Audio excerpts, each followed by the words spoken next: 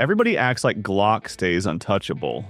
I talked like that too. Then the other day, I stood on a hotline with a Glock on the bench, timer chirping, guys watching, and I looked like the idiot who brought the safe answer because the truth hit me mid-string. Glock still works, but it doesn't win by default anymore.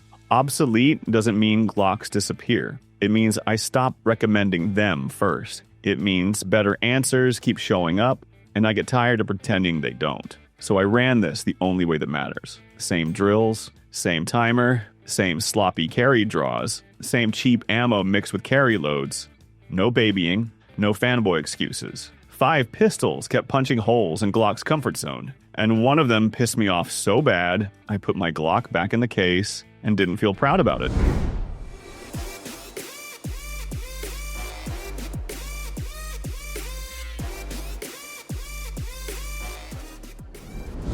Got a Glock 19 I can look at. Last summer, north side of San Antonio, I stopped in a shop for one reason. I wanted to see if the Glock 19 still had that automatic grip on buyers. A guy walks in wearing work boots, dust on his jeans like he stepped off a job site. No browsing. He goes straight to the counter and says the same line. I've heard 1,000 times. You got a Glock 19 I can look at? Counter guy nods, pulls the 19, then sets a Springfield Hellcat Pro right beside it. No pitch. No grin. Just, before you decide, hold this too. The guy grabs the Glock first and does that respectful nod, like he's already decided. Then he wraps his hand around the Hellcat Pro, and his thumb drags along the grip like he's checking if it's going to bite him all day. He goes quiet. Counter guy jerks his head toward the back. Lane's open. Run 'em. A minute later, timer beep. Fast string. Little pause. Another beep. He comes back and sets the Glock down first. Not gentle, not mad, just like it suddenly feels like work. Like the safe answer costs something. He wanted to say it. Glock sucks, but he didn't. He just picked the Hellcat Pro back up and checked his waistband in the mirror like he'd already moved on. Only problem, when he pushed speed, that Hellcat got snappy and honest real quick, and he still didn't put it down. Busiest range outside Austin, lanes stacked, brass bouncing off the concrete, and everybody ran drills like they had something to prove. Next lane over, some guy held a CZP-10C plane. No fancy slide cuts. No, look at my build bullshit. Just a black gun and a stack of mags. We started running strings. Timer beep, 2 shots, reset 2 shots. Over and over. My rhythm stayed fine. Clean enough. Then I heard his cadence beside me, and it did this annoying thing. Stayed smooth. When mine started doing that tiny hitch. Not a malfunction, worse. That little pause where your finger waits a fraction longer than it should because the break feels mushy and the reset feels polite. His gun sounded confident. Mine sounded like it was asking permission. I tried to ignore it. Ran another string faster. Same problem. That word hit me and wouldn't leave. Finished. So I asked to run his P10C. First press. Sharp. Reset. Right there. No. You'll get used to it. No warm-up. The gun just settled and let me work. And that's when it got ugly in my head. I'd already spent money trying to make my trusted pistol feel like that. He didn't. Only thing that still bugs me, that grip texture can chew you up if you carry it all day. And what came after this, that one didn't just feel finished. It felt like it was built to start fights. I was heading west out of Houston. The cab smelled like AC and fresh cardboard. Dude in the passenger seat had a brand new Glock box in his lap. Receipt folded inside like a little good job badge. He should have looked relieved. He looked sick. Stared out the window, then down at the box, then out again. Like the thing was getting heavier every mile. His thumb kept worrying the edge of the lid, not opening it, just messing with it like he already hated owning it. Couple minutes of that, and he finally said it, real quiet. I should have held that cig again. That was the crack. 10 minutes earlier, inside the shop, he put his hands on a SIG P365 X Macro. No speech, no salesman magic. Just one grip. And the Glock stopped feeling like the smart choice and started feeling like the choice you make because you stop asking better questions. The X Macro gave him 17+1 without turning into a brick. slimmer in the hand, more modern in the grip, less bulk, less excuse-making. The Glock suddenly felt like yesterday's compromise wrapped in old confidence. And now, he sat there with the box, stuck. Because returning it meant saying out loud he bought the wrong pistol. He didn't return it that day, but the whole ride home, he held that Glock like a mistake he already recognized. He didn't say another word, just kept rubbing that receipt like it was a bruise. And I sat there thinking about what I'd been ignoring on purpose.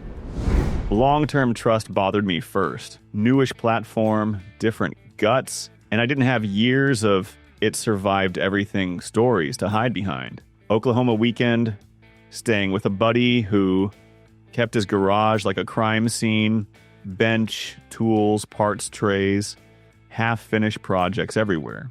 He didn't pitch anything. He just handed me the Ruger RXM and went quiet. That silence pissed me off because now I couldn't blame marketing. The second my hand wrapped that RXM, irritation hit before respect.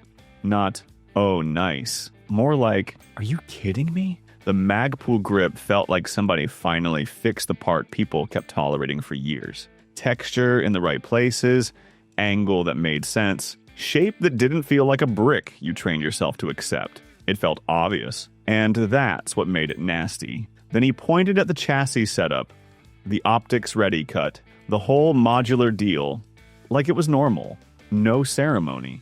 Just basic, clean choices stacked in one pistol. I stood there holding it, getting madder, because none of it felt like a wild leap. It felt like overdue homework somebody finally turned in. RXM didn't win by being weird. It won by making the old formula look lazy.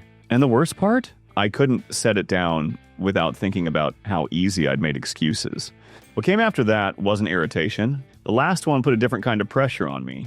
Real trust pressure, and it didn't care if I felt ready. Cold morning, range just opening. That first hour where the air bit my fingers, and the bays sounded empty even when they weren't. I started on the Glock 19, then 48, like I always did. Same drills, same pace. It ran, it always ran. And while it ran, my brain kept doing that quiet checklist like it was normal.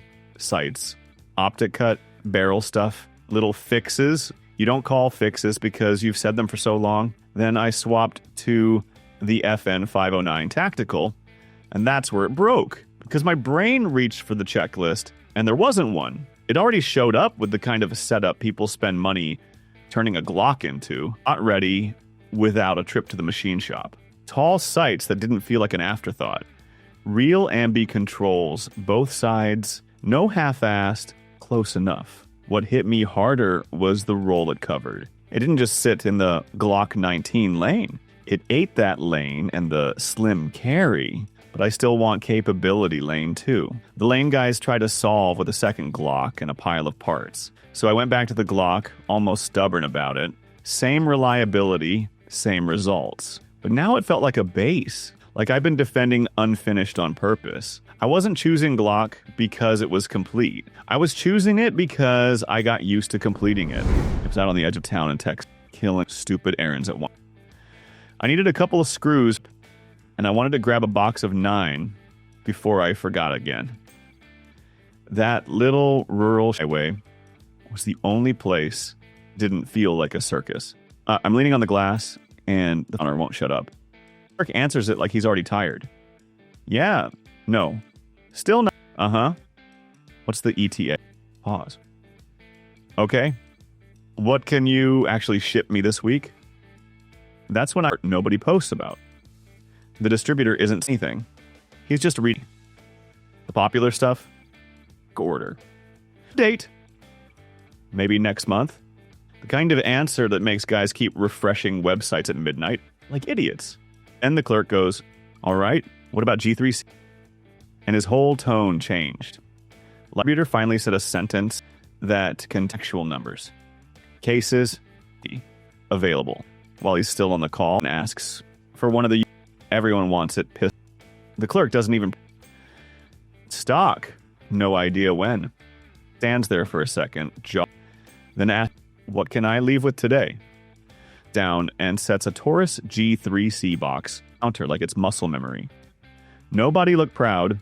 Nobody paper That's how that gun sells, not luck. So no, Glock isn't dead. It's just not the automatic pick anymore.